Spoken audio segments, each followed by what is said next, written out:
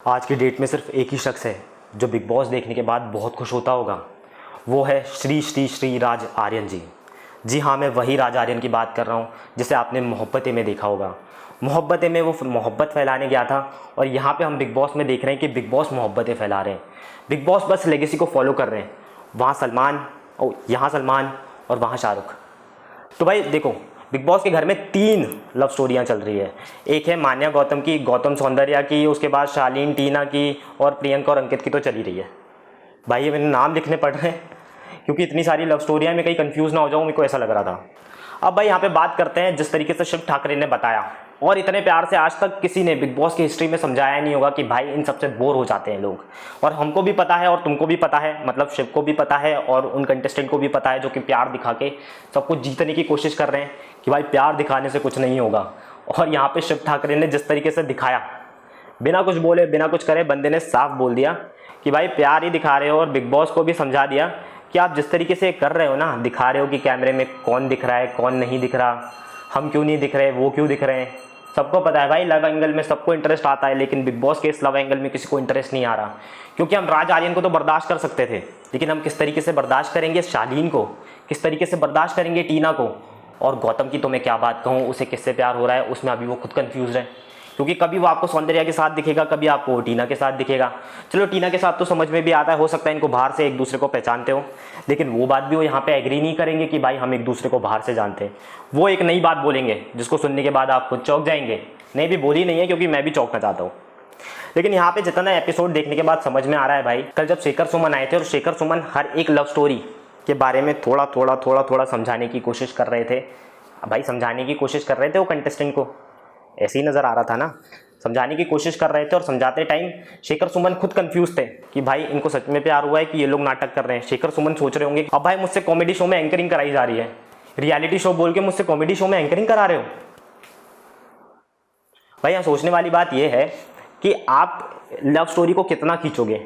आज शिव ठाकरे ने बोल दिया, कल कोई दूसरा बोलेगा, क्योंकि भाई लव स्टोरी से तो कुछ होना जाना है नहीं। इन सब में सिर्फ एक बात बहुत अच्छी हुई कि कम से कम साजिद खान को प्यार नहीं हुआ, क्योंकि साजिद खान को जब प्यार होता है तो हम सबको पता है क्या क्या होता है।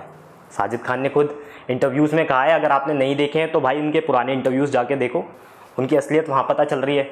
लेकिन अच्छा हुआ उन्होंने यहाँ पे कोई लव स्टोरी चलाने की कोशिश नहीं करी। अब यहाँ पे कुछ कंटेस्टेंट के बारे में और बात करते हैं, थोड़ी लव स्टोरी को साइड में रख के। मुझे समझ में नहीं आ रहा कि मान्या को किस चीज़ का इतना एटीट्यूड है। मतलब भाई आपने इंडिया को रिप्रेजेंट किया, हम मानते हैं, हम उस बात की इज्जत करते हैं, करते रहेंगे, क्योंकि इंडिया को आपने रिप्रेजेंट किया है। लेकिन जिस तरीके से आप दूसरे कंटेस्टेंट के साथ व्यवहार कर रहे हैं, हालांकि यहाँ पे उन कंटेस्टेंट की भी गलती है जो कि इतनी सी बात पे इतना ज़्यादा बुरा मान लेते हैं। मतलब आप एक्टर हो, मानते हो, अगर आप एक्टर हो तो आप एक्टिंग करते होंगे, और अगर आपको कोई ऐसा बोल दे तो आप इतना बुरा क्यों मान लेते हो। शिव ठाकरे ने ओवर एक्टिंग ना करने को ही तो बोला था, लेकिन जिस तरीके से आप भग कर आए, और भग कर आने के बाद आपने क्या बोला, मैं ओवर एक्टिंग नहीं कर रही हूँ, मैं ओवर एक्टिंग नहीं कर रही। भाई ऐसा नहीं, गलत है, बहुत ही गलत। हर एक शख्स को अपनी पर्सनालिटी पता होती है, हर एक शख्स को अपना प्रोफेशन पता होता है। तो जो एक्टर्स हैं वो एक्टिंग करेंगे, लेकिन वो तो रियलिटी शो है, वहाँ पे एक्टिंग नहीं करनी है। ऐसे कैसे समझाएंगे हम कंटेस्टेंट्स को। यहाँ तो हम खुद ऑडियंस कंफ्यूज है कि भाई ये लोग एक्टिंग कर रहे हैं कि रियलिटी दिखा रहे हैं। हर चीज़ में इतने ज़्यादा लोचा है कि मुझे समझ में नहीं आ रहा है कि बिग बॉस कैसे समझ पा रहे होंगे। क्योंकि हम जब एपिसोड देखते हैं तब बिग बॉस को भी अपना परसेप्शन समझाना पड़ता है। आज से पहले कभी हिस्ट्री में ऐसा नहीं हुआ कि बिग बॉस को खुद आके कमान हाथ में लेनी पड़ी और उसके बाद समझाना पड़ा हो कि आपका रिलेशन ऐसा है, आपका रिलेशन वैसा है। लेकिन अब इस सीज़न में सारे के सारे बंधन तोड़ते हुए बिग बॉस ने सोच लिया है, नहीं अब मैं हर एक को बताऊंगा कि आपका एक्चुअल रिलेशन क्या है। ये सिर्फ इस सीज़न में हो सकता है, और किसी सीज़न में आपको ऐसा देखने को नहीं मिलेगा। अगर आप देखो पिछले किसी सीज़न को याद करो भाई, एक ज़माना था जब बिग बॉस बहुत अच्छा आया करता था, हम इंटरटेन हुआ करते थे, लड़ाई झगड़े हुआ करते थे, उन लड़ाई झगड़ों में भी हमें प्यार देखने को मिलता था, और सच्चा वाला प्यार भाई, मान्या और गौतम वाला प्यार नहीं। गौतम को तो प्यार ही नहीं हुआ भाई यहाँ कोई किसी को पसंद नहीं कर रहा। ऐसा होता है कि आप पहले किसी को पसंद करते हो, उसके बाद एक लेवल आती है फ्रेंडशिप, फ्रेंडशिप के बाद आता है प्यार, प्यार के बाद आगे। लेकिन यहाँ पे उल्टा हो रहा है, यहाँ सबसे पहले प्यार आ गया है। अब उस प्यार के बाद जब शेखर सुमन ने ये बात बोली तो कहीं ना कहीं टीना को खटकी, और टीना ने बोला कि नहीं भाई प्यार व्यार तो नहीं है, अब देख लो जो है। और वहाँ पे शालीन अब वहाँ पे शालीन क्यों शर्मा रहा था वो मुझे समझ में नहीं आया भाई। शालीन को अभी भी लग रहा है मैं उसको पटा लूंगा, लेकिन मैं आपको बता रहा हूँ टीना उससे बड़ी प्लेयर है। टीना वीना समझ गई है भाई ये शालीन का कुछ हो नहीं रहा, बाहर भी गलत दिख रहा है, अंदर मुझको भी गलत दिखवा रहा है। और जिस तरीके से सुम्बुल को पलटी मारते हुए देखा भाई, यार देखो समझो, आपके पिता आपको समझा के गए। हर एक शख्स बिग बॉस के घर में आपको समझाने की कोशिश करता है।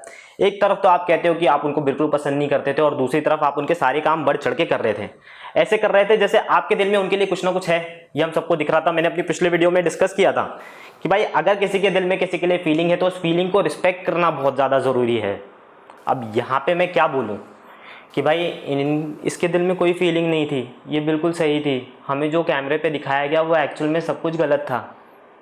ऐसा होता है क्या भाई? समझने वाली बात यह है कि बिग बॉस का ये सीज़न और जैसे जैसे एपिसोड्स आगे बढ़ रहे हैं वैसे वैसे शो मेकर्स भी कंफ्यूज्ड है कि भाई इन लोग की रियल पर्सनैलिटी कैसे निकाली जाए। और हम खुद कंफ्यूज है भाई कि हम आपने देखे तो देखे क्या, आपकी रियल पर्सनैलिटी तो दिखती है नहीं। अब आपकी फेक पर्सनैलिटी को ही अगर हमें वोट देना है तो भाई हम अपने हिसाब से देख लेंगे, क्योंकि अर्चना गौतम को भी हम ट्रेन करा सकते हैं। लेकिन हालांकि इन सब के बीच में आज मुझे बहुत खुशी हुई क्योंकि शिव ठाकरे ट्रेन कर रहे थे।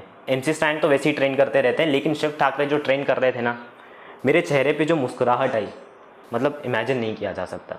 क्योंकि एक रियल बंदा जो घर में है वो शिव ठाकरे है, और दूसरे की बात करूँ तो हाँ MC स्टैन भी रियल हैं।